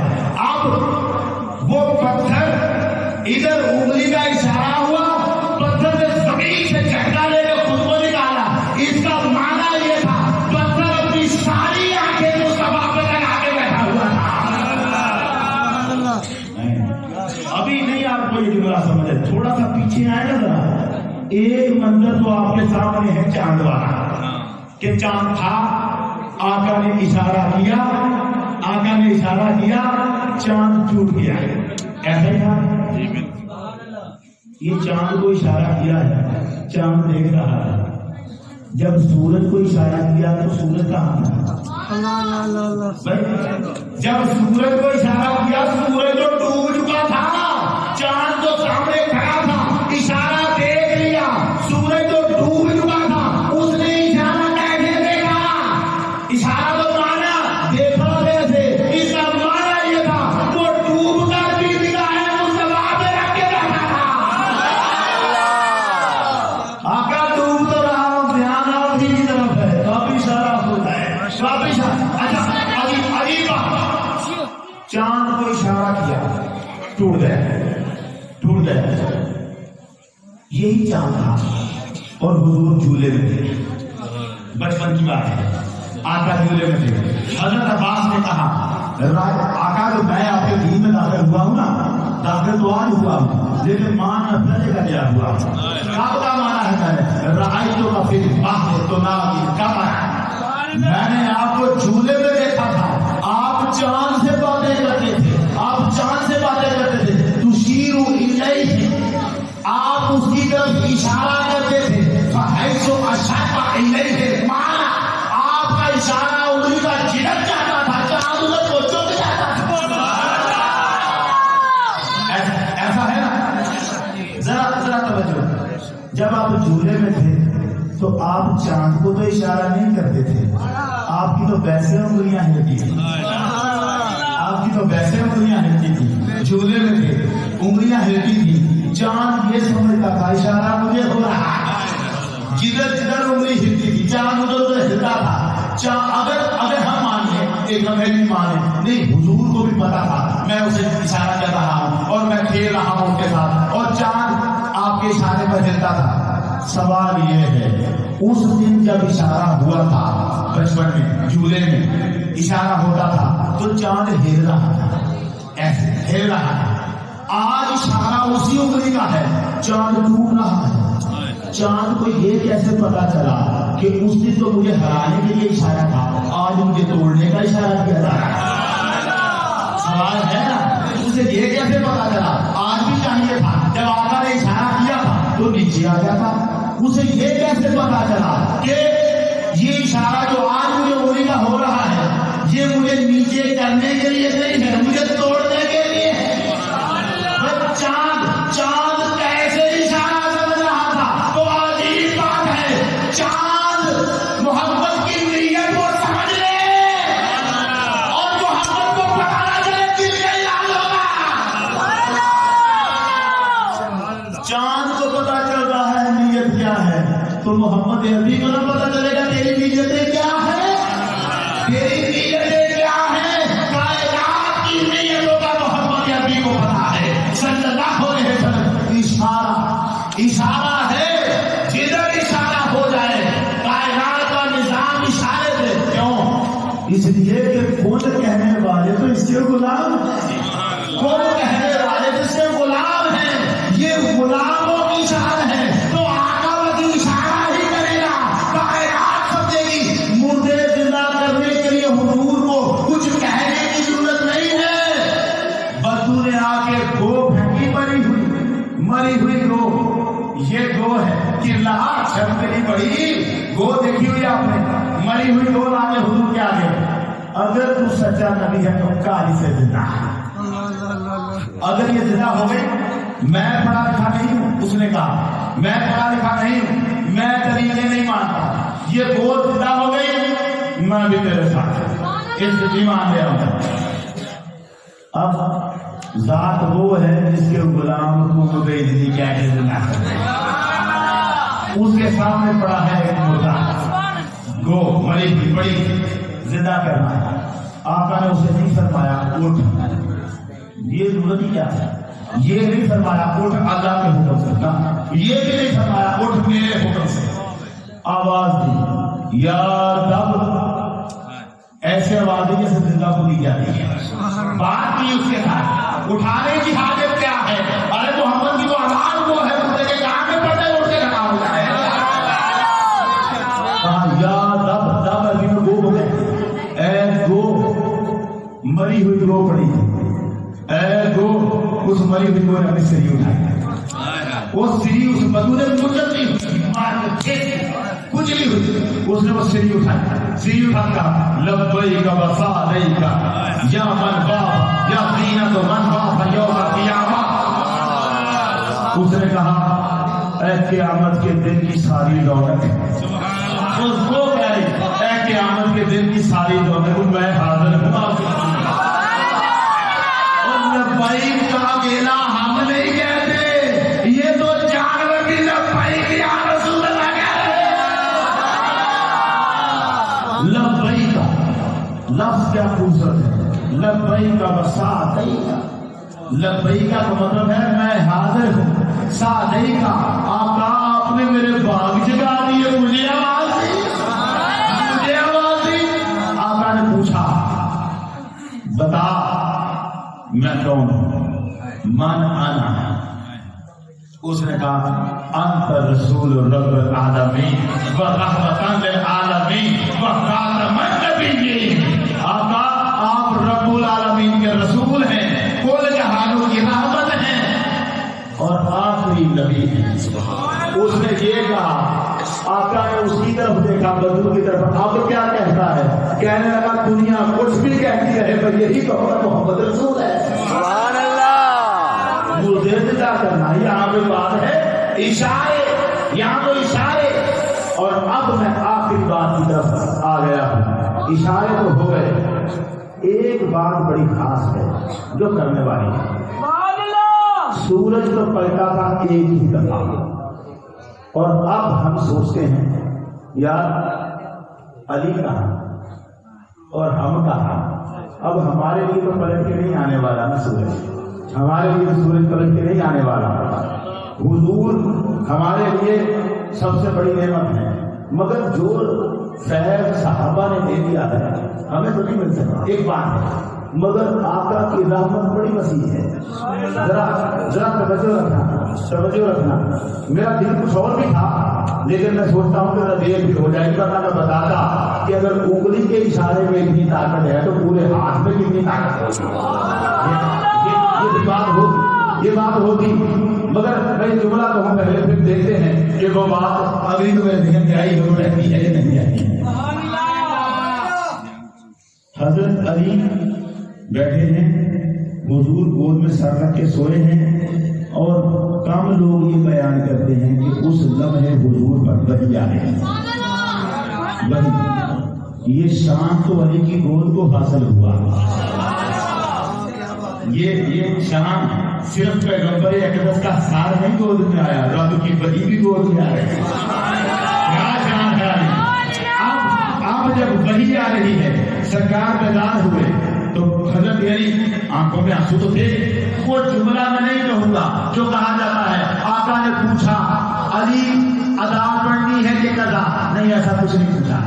کسی حدیث میں ایسا لفظ نہیں ہے، کوئی روایت ایسی نہیں ہے جس میں آقا نے پوچھا علی قضا پڑھنی ہے کیا ادا پڑھنی ہے. ضرورت ہی کیا تھی پوچھنے کی؟ ضرورت ہی کیا تھی پوچھنے کی؟ یہ اگر پوچھا جائے کہ علی قضا پڑھنی ہے، علی کہے چلے ٹھیک ہے آقا قضا ہی پڑھ لیتا ہوں. آپ علی کو پتا ہو کہ سورج تو ڈوب چکا ہے اور آقا قضا ہی پڑھ لیتا ہوں. پوچھا نہیں، اس کی ضرورت ہی کیا تھی؟ جب سورج اپنی انگلی پہ آنے والا تھا تو قضا کا سوال نہیں کیا تھا. یہ نہیں پوچھا. دیکھا علی کی آنکھوں میں آنسو ہے، ہاتھ اٹھائے. وہ جو سورج کو اشارہ کیا ہے وہ بعد میں کیا ہے، ایک جملہ پہلے کہا ہے، اور اس جملے میں ساری قیامت تک کی دنیا کے لیے رحمت و مہربانی ہے. وہ کیا جملہ تھا؟ جملہ یوں کہا اللہم انہ کان فی طاعتک و طاعت رسولک. مولا یہ علی تیری اور تیرے رسول کی فرما برداری میں بیٹھا تھا، تیری اور تیرے رسول کی فرما برداری میں بیٹھا تھا. یہ جملہ کہا اور ادھر سورج کو اشارہ کیا. یہ جملہ کہا علی تیری اور تیرے رسول کی اطاعت میں بیٹھا تھا. فاطر علیہ السلام سورج کو پلٹا دے اور اشارہ کیا سورج پلٹ گیا. یہ جملہ کہنے کی ضرورت کیا تھا؟ بات تو سورج پلٹانے کی سیدھا پلٹا دیتے. یہ جملہ کہنے کی ضرورت کیا تھی؟ اگر صرف سورج کو پلٹا دیتے تو بات صرف علی تک رہ جاتی. آقا نے یہ جملہ بول کے بتا دیا ارے یہ فیض میں صرف علی کے لیے نہیں رکھ رہا، علی کے ہر غلام کو بھی دے رہا. اب سورج تو نہیں پلٹ کے آیا کرے گا، اب سورج تو پلٹ کے نہیں آیا کرے گا، مگر یہ بتا رہا ہوں جو اللہ اور اس کے رسول کی فرما برداری میں بیٹھ کے آئے رب اس کے لیے نظام بدل دیتا ہے. کبھی پھنس جاؤ، کبھی مصیبتوں میں پھنس جاؤ، کبھی مشکلوں میں پھنس جاؤ تو محمد کی فرما برداری میں آ جانا، تمہاری قسمت بدل دے جانا. یہ اشارہ ہے، یہ اشارہ ہے محمد عربی کا. جس کی انگلی کا اشارہ یہ ہے اس کے ہاتھ کی طاقت کیا ہوگی؟ بس ایک حدیث سنا کے بس کرتا. حدیث کیا ہے؟ آقا تشریف فرما ہے، صحابہ کا مجمع ہے اور آقا نے فرمایا ان اللہ وعدنی ان یدخل الجنۃ من امتی 400,000. سبحان اللہ. اللہ نے مجھ سے وعدہ کیا ہے میری امت کے 4 لاکھ لوگوں کو جنت میں داخل کرے گا. یہ بغیر حساب کی بات نہیں، وہ اور ہے بغیر حساب والے اور. یہ وہ ہے حساب تو ہوگا مگر پھنسیں گے نہیں. پوچھا تو کیا مگر خود ہی رب نے جواب بھی خود ہی دے دیے. ان کو بھیج دیا جائے. کہاں کتنے؟ 4 لاکھ. ابو بکر صدیق بیٹھے. اب ذرا اس جملے پہ غور کریں. آقا نے فرمایا رب نے وعدہ کیا ہے میری امت کے 4 لاکھ لوگوں کو جنت میں داخل کرے گا. ابو بکر صدیق نے عرض کیا زدنا یا رسول اللہ. روایت کی ذمہ داری میری ہے.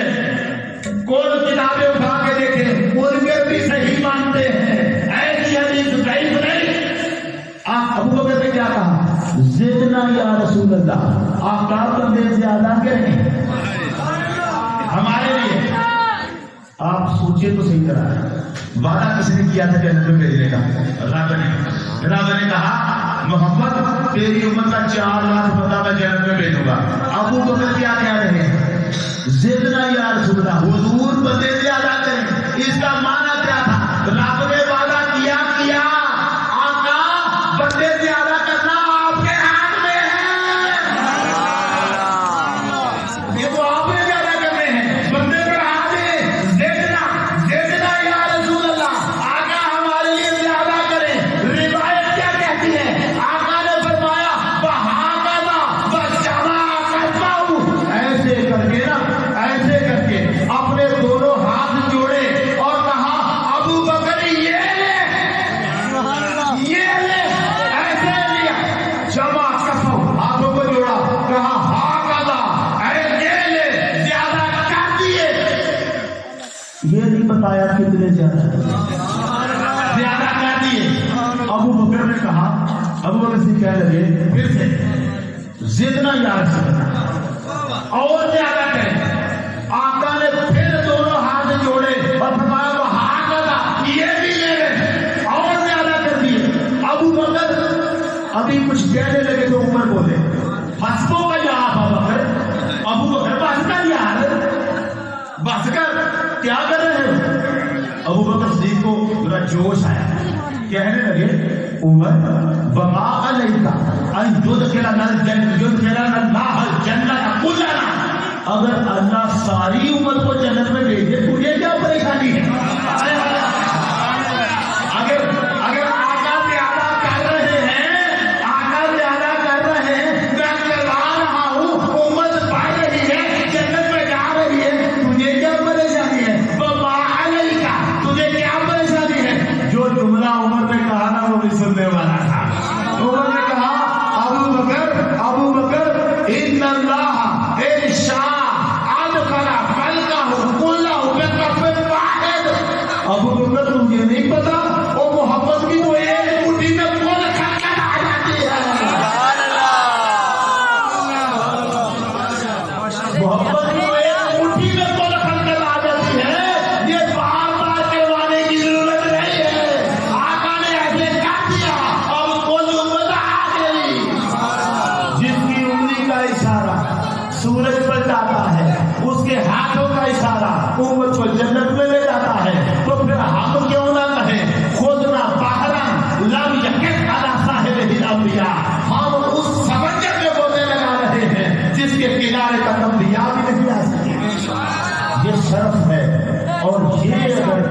نبی آیا ہے تو پھر رب کو کہنا وہ بھی درست ہے، وہ تو سب ہر فرمان درست ہے، مگر وہ جو اس نے کہا ہے نا میں نے مومنوں پہ احسان کیا ہے، وہ بات کسی وجہ سے نہیں ہے، اور وہ جو اس نے احسان کیا ہے اس پر ہم پر واجب ہے کہ ہم اس کا شکر ادا کریں، خوشی کے جذبات رکھ کر، شکر بغیر خوشی کے نہیں ہوتا۔ اللہ جل شانہ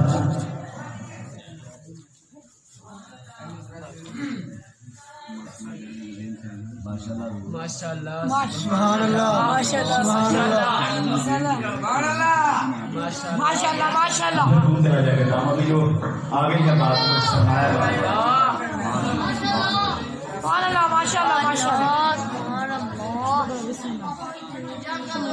انہوں نے فرمایا ہے کہ سیدہ کائنات کے بارے میں دو حدیثیں سنا دی، میں حدیث سناتا ہوں مگر اس سے پہلے میں اقبال کا شعر سنانا چاہتا ہوں۔ سیدہ کائنات سیدہ فاطمہ الزہرا صلوات اللہ علیہا کے بارے میں اقبال نے جو خوبصورت بات کہی ہے، اور اقبال کے علاوہ کسی نے ایسے جوش سے بات کی، کمال بات کی۔ اقبال کہتا ہے مریم از یک نسبت عیسیٰ عزیز اور سے نسبت حضرت زہرا عزیز۔ وہ کہتا ہے ہمیں حضرت مریم سے عقیدت ہے، اس کی نسبت ایک ہی ہے، کیا وہ عیسیٰ کی والدہ ہے؟ حضرت مریم علیہ السلام حضرت عیسیٰ کی والدہ ہے، اس لیے ہم ان سے عقیدت رکھتے ہیں۔ مریم آج یک نسبت عیسیٰ عزیز آج سے نسبت حضرت زہرا عزیز، مگر سیدہ فاطمہ تین نسبتیں ہیں جن سے ہمیں عقیدت ہے، تین نسبتیں ہیں جن سے ہمیں سیدہ سے عقیدتیں ہیں۔ وہ کیا نسبتیں ہیں؟ اقبال نسبتیں بتا رہا ہے۔ پہلی نسبت نور چشمی رحمت للعالمین، امام اولین و آخرین۔ پہلی نسبت یہ ہے کہ سیدہ کائنات مصطفیٰ کی آنکھوں کا نور ہے، وہ مصطفیٰ جو اولین و آخرین کا امام ہے، کل جہانوں کا امام، اس کی آنکھوں کی روشنی سیدہ فاطمہ ہے۔ ایک وجہ یہ، دوسری وجہ کیا ہے؟ بانو تاجدار ہر عطا مرتضی مشکل کشا شیخ خدا۔ یہ سیدہ بیوی ہے کس کی؟ اس کی بیوی ہے جس کی شان میں سورہ دہر نازل ہوئی۔ ہر عطا اگر انسان ہی من الدہر لم یکن شیئا مذکورا، یہ سورہ دہر حضرت علی کی شان میں نازل ہوئی۔ اب اقبال کہتا ہے تاجدار ہر عطا، وہ جو تاجدار ہے سورہ دہر کا تاج جس کے سر پر پہنایا ہے، وہ علی مرتضی مشکل کشا شیر خدا، وہ مشکل کشا بھی ہے، شیر خدا بھی ہے۔ کیا کروں؟ آپ نے بات چھیڑ دی ہے اور میں کہیں چلا گیا۔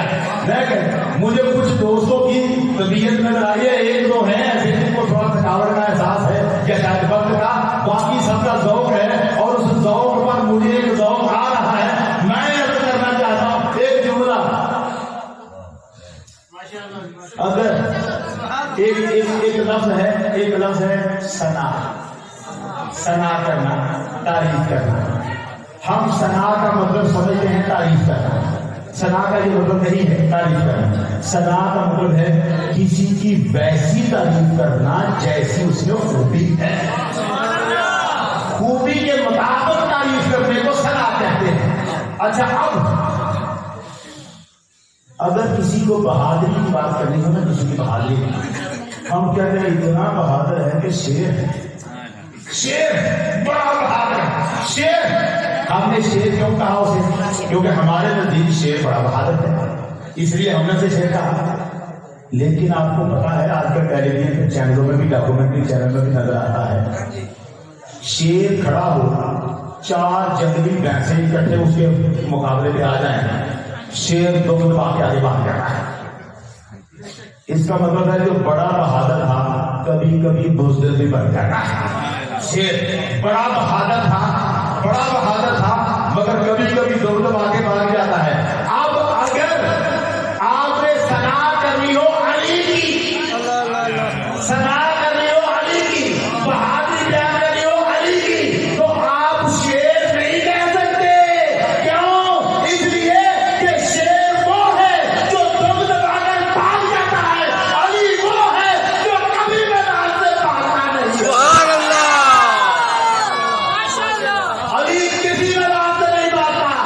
تو پھر علی کو شیر کہنا علی کی ثنا نہیں ہے، تو پھر کیا کرے؟ علی کی ثنا کیسے ہوگی؟ فیصلہ کر دیا گیا، ارے جب علی کی ثنا کرنی ہو تو علی کو شیر کا کہنا، شیر خدا کہنا۔ علی کو صرف شیر کہنا ثنا نہیں ہے، علی کو شیر خدا کہنا، اس لیے کہ شیر تو بھاگ جاتا ہے، شیر خدا کبھی نہیں بھاگتا۔ اقبال یہ کہتا ہے فاطمہ تو زہرا سے عقیدت کی نسبت یہ ہے کہ وہ علی کی بیوی ہے، وہ علی جو تاجدار حالتا ہے، مرتضیٰ ہے، مشکل کشا ہے، شیر خدا ہے۔ ایک لفظ آ گیا مرتضیٰ، یہ مرتضیٰ بھی عجیب لفظ ہے، کیا وہ اس کو پھر کسی وقت پڑھتے ہیں؟ مرتضیٰ پہ بات کی تو بڑی دور چلے جائیں گے۔ مرتضیٰ قسم کھا کے کہتا ہوں، قسم کھا کے کہتا ہوں، اس مسجد میں جتنے لوگ بیٹھے ہیں ایک کو بھی نہیں پتا مرتضیٰ علی کو کہتے کیوں ہیں۔ یہ لفظ مرتضیٰ ایسے نہیں ہے، مرتضیٰ کوئی اور بات ہے، کوئی اور، اس کا معنی یہ لفظ مرتضیٰ قرآن کی آیت سے نکلا ہوا ہے، اور آیت وہ ہے اگر کسی بھائی کو جو دوسرے ہوتے ہیں ذرا ہمارے دیوار کے پار والے، ان کے سامنے مرتضیٰ کا معنی کر دیا جائے، کلیجوں میں آگ نہ لگے تو ہی کو مارنے والے نہ کہنا جائے، آگ لگ جائے گی کلیجوں میں، پتہ ہی نہیں کہ مرتضیٰ کہتے کسے ہیں۔ جب مرتضیٰ کا معنی کھلے پھر پڑھا آئے گا مصطفیٰ کسے کہتے ہیں؟ یہ تو غلام ہے جو مرتضیٰ ہے، آقا تو مصطفیٰ ہے، وہ تو معاملہ کچھ ہے، لیکن مرتضیٰ اور مصطفیٰ پہ پھر کبھی آپ ذرا اقبال کہتا ہے دوسری نسبت سجدہ سے یہ ہے، تیسری نسبت کیا ہے؟ تیسری نسبت مادراں مرکز پرکار عشق، مادراں قافلہ سالار عشق، خدا کے ساتھ جتنی دنیا عشق کرتی ہے، خدا کے ساتھ جتنی دنیا عشق کرتی ہے، اس عاشقوں کے قافلے کا سپہ سالار حسین، اس کی ماں ہے فاطمہ۔ حسین جو عاشقوں کے قافلے کا سپہ سالار ہے، اس کی ماں ہے فاطمہ، اور اس لیے سیدہ سے عقیدت رکھتے ہیں، وہ سیدہ رحمت عالمین کی بیٹی ہے، علی مرتضیٰ کی بیوی ہے، حسن و حسین کی والدہ ہے۔ اقبال کیا کہتا ہے؟ اقبال کیا کہتا ہے؟ وہ کہتا ہے رشتہ آئین حق زنجیر پاست، رشتہ آئین حق زنجیر پاست، پاس فرمان جناب مصطفیٰ۔ وہ کہتا ہے قرآن کی آیتوں نے میرے پیروں میں زنجیریں ڈال دی ہیں، زنجیریں ڈال دی ہیں، رشتہ آئین حق زنجیر پاست، رب کے قانون نے میرے پیروں میں زنجیریں ڈال دی ہیں، پاس فرمان جناب مصطفیٰ، اور آقا کے فرمان نے مجھے روک کے رکھا ہوا ہے۔ اگر یہ دو رکاوٹیں نہ ہوتی، اگر یہ دو رکاوٹیں نہ ہوتی، رب کا قرآن مجھے منع نہ کرتا، محمد کا فرمان مجھے نہ روکتا، تو تم دیکھتے، ورنہ گرد تربتش کردی دبے سجدہ ہوا پر خاک مات پاشید میں، اور تو دیکھتا میں فاطمہ کی قبر کا طواف کر رہا ہوں، تو دیکھتا میں سیدہ فاطمہ کی قبر کا طواف کرتا، اور پھر سیدہ فاطمہ کی قبر کے سامنے سجدے کرتا، سجدے کرتا۔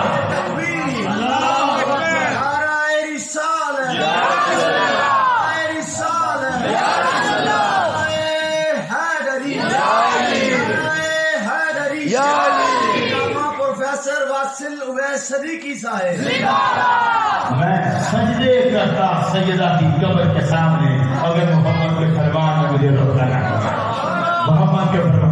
یار میں ویسے ایک بات اور بھی ایزی سے کر جاؤں، یہ ہم درباروں پہ جاتے ہیں سجدے نہ کیا جائے، اگر اقبال فاطمہ کی قبر پر سجدے نہیں کر سکتا تو پھر کوئی اصلاح نہیں کر سکتا۔ سیدہ فاطمہ تو زہرا اگر اس درجے پہ کھڑی ہے اور اجازت محمد کا فرمان نہیں دے رہا سجدہ کرنے کی، تو پھر کسی اور کو سجدہ کرنے کی ہمیں ضرورت نہیں ہے، محمد کا فرمان ماننا ضروری ہے۔ نہ ہوتا یہ فرمان، نہ ہوتا کوئی اقبال کہتا میں سجدہ کی قبر کے سامنے سجدہ کرتا، میں کہتا ہوں اگر یہ فرمان نہ ہوتا تو اللہ کے ہر ولی کی قبر پہ ہم سجدہ کر رہے ہوتے، مگر نہیں کریں گے کیونکہ محمد کا فرمان روک رہا ہے۔ سجدہ فاطمہ۔ اب ذرا آ جائیں حدیث کی طرف۔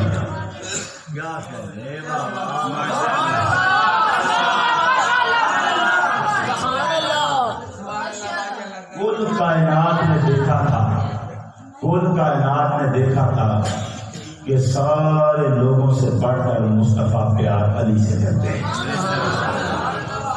یہ دیکھا تھا۔ اور وہ تو بڑا عجیب مرحلہ ہوا نا، جس دن کسی نے بنا ہوا پرندہ بھیجا سرکار کی بارگاہ میں، گوشت بنا ہوا آپ کھائیں، سامنے رکھ کر بیٹھے، انس لے کے آئے، انس اندر دروازے کے پاس کھڑے ہیں، حضور کے پاس بنا ہوا پرندہ پڑا ہے، آقا نے دعا اللہم اغفرلی بأحب الخلق الیک، مولا اسی میرے پاس بھیج جو ساری خدائی میں مجھے سب سے زیادہ محبوب ہے۔ اب ساری خدائی میں خود سب سے زیادہ اللہ محبوب ہے، اپنے بعد اب دوسرے کی بات پتا چلے محمد کے بعد وہ محبوب ہے۔ اللہم اغفرلی بأحب الخلق الیک یأتینی ویأکل معی ھذا الطعام، وہ آئے اور میرے ساتھ بیٹھ کر یہ گوشت کھائے۔ یہ دعا سنی نا، حضرت انس کھڑے تھے دروازے کے پاس، باہر دروازے باہر نکلے، انہوں نے سوچا اب جو آنا ہے نا وہ رب کا محبوب ہونا ہے، جو آنا۔ ابھی کھڑے تھے، ابو بکر صدیق آئے، ابو بکر آئے، حضرت انس نے دیکھا کہ پتہ ہمارے قبیلے کا نہیں ہے، انس تو مدینے کے انصاریوں میں سے تھے، یہ مکے کا مہاجر ہے ابو بکر، ان کی کوشش یہ تھی کہ اسے اندر بھیج دوں جو ہمارے خاندان کا ہو، قبیلے کا ہو، کیونکہ جس نے اندر جانا ہے آج محبوبیت کی موت لگتی۔ انس ایک بات بھول گئے، پر موت محبوبیت کی آج نہیں لگ رہی، وہ موت لاگی چکی ہے، اندر اس نے آنا ہے، آج لگ رہی نہیں، جس پر لگی ہے اندر اس نے آنا ہے۔ انس نے ابو بکر کو کہا، ابو بکر نے کہا حضور سے ملنا چاہتا ہوں۔ انس کہنے لگے نہیں، آپ کا مشغول ہے، مضرور ہے۔ ابو بکر بدل گئے، عمر فاروق کا حضور سے ملنا چاہتا ہوں، عرض کرنے مشغول ہے، آتا مشغول، یہ بندے نہیں ہمارے کو ملے گے، یہ مہاجر ہیں۔ عثمان غنی آئے، حضور سے ملنا چاہتا ہوں، سونے کا مشغول ہے، نہیں مل سکتے۔ اب انس کی بڑی کوشش کی کہ پتا مدینے کا خالی ہونا چاہیے، سونے کا مشغول ہے، 3 بندے بھیج دیے اور چوتھے آگے مولا علی۔ حضرت علی نے آج ایک اسم کہا نا حضور سے ملنا چاہتا ہوں، انس نے کہا نہیں حضور مشغول ہے، کہنا تو ان کو بھی یہی تھا حضور مشغول ہے۔ علی کی آواز مصطفیٰ کے کانوں میں بڑھ چکی تھی، آوازیں تو پہلوں کی بھی آئی تھی مگر ان کا جانا منظور تھا، اب جس کی آواز آئی ہے یہ پلٹ کے جائے منظور نہیں، یہی تو ہے جس کی دعا مانگی جا رہی ہے۔ اندر سے آواز دی، اندر سے آواز دی، انس علی کو آنے دے، اسے نہ دو، یہی تو ہے حضرت علی۔ اچھا اب دنیا کو پتا تھا، یہ بات بھی مشہور ہو گئی کہ علی، اور وہ بھی پتا تھا جو آقا نے فرمایا علی تیرا گوشت میرا گوشت، تیرا خون میرا خون، یہ باتیں ساری، یہ ساری باتیں سارے صحابہ کو پتا تھی۔ تو جب سب کو پتا تھی تو علی کو بھی تو پتا تھی کہ مجھ سے کتنا پیار ہے، یہ مسئلہ بڑا سخت بن گیا ہے۔ یہ بات جو پتا تھی بڑی عجیب بن گئی۔ ایک دن دونوں بیٹھے تھے، حضرت علی اور سیدہ فاطمہ الزہرا، اور بیٹھے تھے حضور کی مجلس میں۔ تو علی کو پتا تو تھا سب سے بڑھ کر محبت مجھ سے ہے، اور اتنی ضرورت کر دی، آگے بڑھے اور کہا یا رسول اللہ یہ بتائیں آپ کو مجھ سے زیادہ پیار ہے کہ فاطمہ سے زیادہ پیار ہے؟ کیا سوال تھا، کتنی محبت سرکار نے علی کو دے دی کہ علی آج یہاں تک پوچھ رہے تھے کہ مجھ سے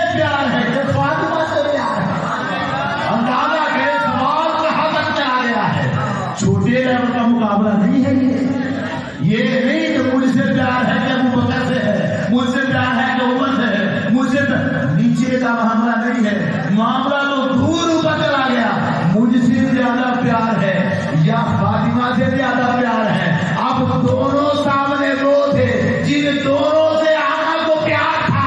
کسی ایک کا دل ٹوٹ جاتا, آقا کو کہاں گوارا تھا, کہاں گوارا تھا. دونوں ہی تو مصطفیٰ کے دل کے ٹکڑے تھے.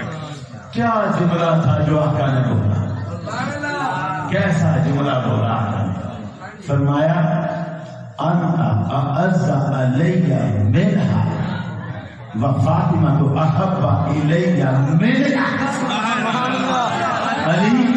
علی تو مجھے فاطمہ سے زیادہ عزیز ہے اور فاطمہ مجھے تجھ سے زیادہ پیاری ہے. ایسا لفظ بولنا ہے, علی تو مجھے فاطمہ سے زیادہ عزیز ہے اور فاطمہ مجھے تجھ سے زیادہ پیاری ہے. یہ زبان محبت تھی, یہاں لفظوں کی کوئی کمی تھی. ایسا لفظ بولا, مقابلہ بھی نہ رہے, فیصلہ بھی ہو جائے. ایسا معاملہ. اب دیکھیں دوسری حدیث. جو بچہ پیدا ہوتا ہے تو اس کی کچھ حالتیں ہیں. سب سے پہلے بچہ نطفے کی شکل میں ہوتا ہے, پھر دوسری شکل خون کی بوند جم جاتی ہے اور اسے کہتے ہیں علقہ. اب یہ لوتھڑا سا بن جاتا ہے علقہ. پھر اس کے بعد یہ گوشت کی بوٹی بن جاتی ہے, اسے کہتے ہیں مدغہ. اور یہ مدغہ وہ حالت ہے جس میں فرشتہ آتا ہے اور آ کے روح ڈال دیتا ہے. مدغہ اس حالت کو نطفے میں بھی روح نہیں ڈالتا, علقہ کی حالت میں بھی روح نہیں ڈالتا, مدغہ کی حالت جب بنتی ہے تو اس میں روح ڈالتا ہے. اس کا مطلب یہ ہے ساری حالتوں میں سے مدغہ وہ حالت ہے جس میں فرشتہ روح ڈالتا ہے. اور یہی بات ہے کہ آقا جب سجدہ فاطمہ کا تعارف کرواتے ہیں تو فرماتے ہیں فاطمہ تو مدغہ تو منی, فاطمہ میرا مدغہ ہے. اس کا معنی کیا ہے؟ میری روح فاطمہ میں رہتی ہے, میری روح فاطمہ میں رہتی ہے. فاطمہ تو فکرہ تو منی, فاطمہ میرے جگر کا ٹکڑا ہے. جس نے اسے راضی کر لیا اس نے مجھے راضی کر لیا. جس نے فاطمہ کو ناراض کر لیا اس نے مجھے ناراض کر لیا. یہ سیدہ فاطمہ سیدہ النساء العالمین والعالمین پیچھے ہے فاطمہ. یہ شان کس کا ہے کہ محشر میں انبیاء بھی اس کی حکم میں شامل ہیں. اے اہل محشر, غضوا رؤوسکم, اپنے سروں کو جھکا لو, نظروں کو نہیں, سروں, اپنے سروں کو جھکا لو کہ فاطمہ بیٹے محمد کی سواری آ رہی ہے. یہ شان ہے سیدہ النساء العالمین کی. اللہ تعالیٰ آپ کے ذوق کو سلامت رکھے اور ہم سب کو میلاد کی برکتوں سے مالا مال فرمائے. وآخر دعوانا